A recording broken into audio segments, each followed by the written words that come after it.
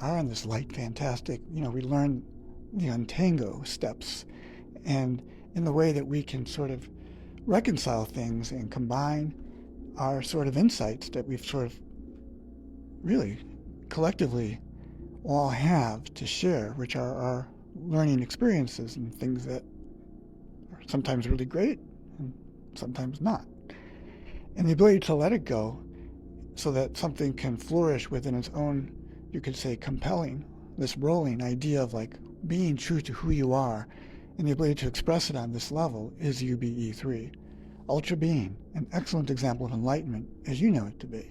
So how can we sort of roll along and sort of in this way, in whatever capacity it is, whether it's friend, teacher, your boss, or some distant relative or someone from your past that's coming back.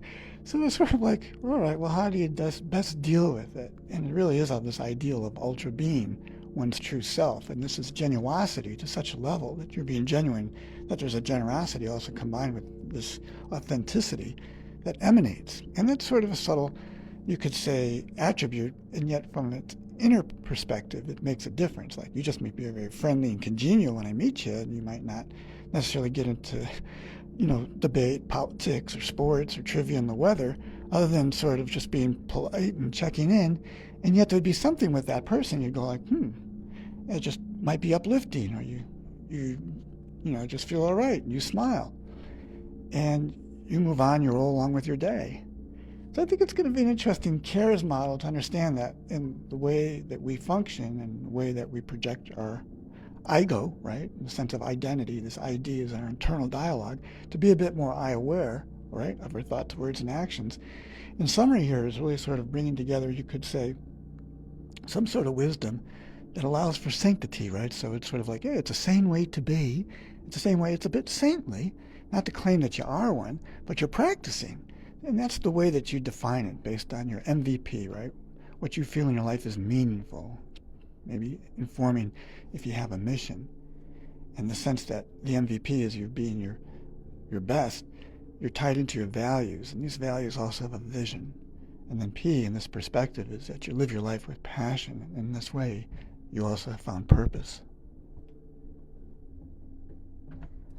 And how we express it and how we make things sort of relevant in the way that we can share these ideals and be part of this, you could say, cosmic, conscious, community conversation that really does uplift. And in this way, we do find meaning in sort of the value in the way that we participate and engage. And community is very important to me, as well as the relationship and the dynamic between you and I. And I write about this in Metaspheres.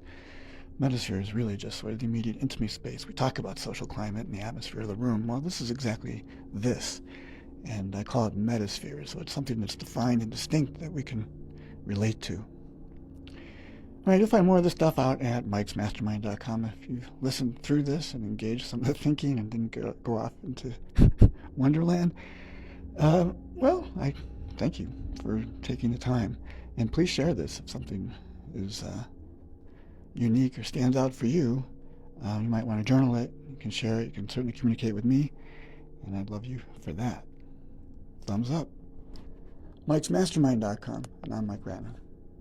So a bonus addendum to say in conclusion, assuming that we can, in the possibilities, the realm of what the potential unfolds and what it could mean, is that we have greater connectedness, a sense of this cosmic community and the way that we're all contributing. And now we take it to this ultra being level. What would life be like? How would things roll along in that and in this dimension? And could there sort of be a practice in the way that we show up and in this way engage with each other, which is the CARES model, community action, which is a research model for enlightened engagement. And if this could become our science in the way that, does look for the greater good, right, and supporting things that are fair, equitable, and balanced, in this way of harmony, we examine things.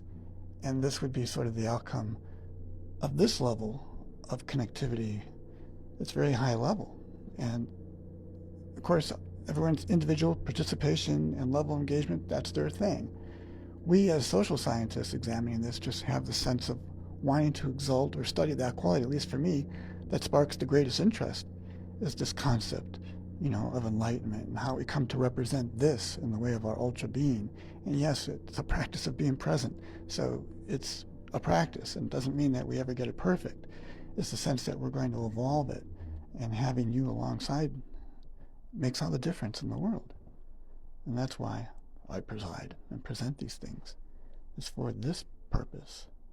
So that, whatever that is, the illusion out there, is resolved, and we see things in its genuosity capacity, where things are complete and full and rich. And that's what we exalt and bring forth. And those other issues, whatever has to be dealt with equitably, fairly, and in sort of an immediacy and a high level of caring, things will get resolved, worked through, taken care of. This is at least the level, and you could call it a dynamic, because it is the practice or something that's informing whatever this quote-unquote wisdom of UBE3 and what it would mean for each of us in the dynamic of expressing this ultra beingness. Ultra being an excellent example of enlightenment and what you stand for. And I'll conclude here.